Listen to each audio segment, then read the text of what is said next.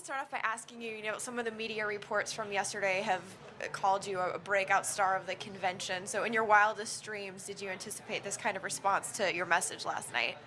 No, I wasn't focused on what the response was going to be from the media. I wanted to get a message out. That message comes from Utah, comes from the 4th District.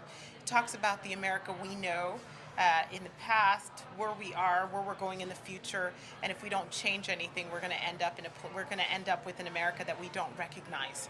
And so I think that message got across. We got a lot of responses, especially from Utah, and I think it's been positive. Yesterday was a good rallying day. So. And I wanted to ask, I know that you guys had the huge fundraising surge after the speech last night. Do you have any of those numbers in yet as far as how successful that's been over the past several hours after the speech concluded? I can't say exactly, but I know that we've raised over $100,000. I know it's the last time we checked, it was growing rapidly. But, I think it's great. We have a tough Democratic opponent in Utah who has $1 million, started off with $1 million, and we have to close that gap. So as much as people can go and donate, we need as much people to go to the website and do that. Is it frustrating? I know something that, a lot of the other outlets have been covering. There was a Politico story today about race baiting, and, there's been this whole war on women and everything that on the left, the narratives that they've been trying to push. Are those frustrating to try to deal with, or are you at the point where you're just like, let's talk about the issues? Is it hard to have to try to combat those narratives, in addition to things like the economy? I think people are concerned about the debt.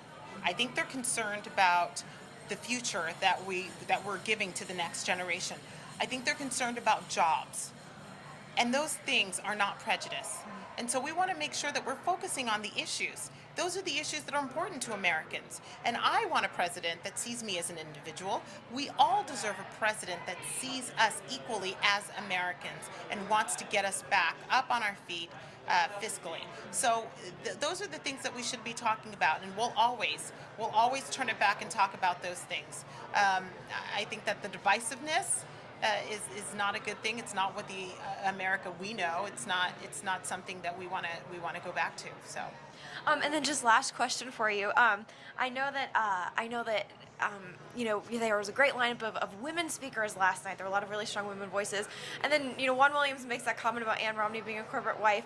Just, as a woman in politics yourself, why is it that the left can't seem to like Ann Romney?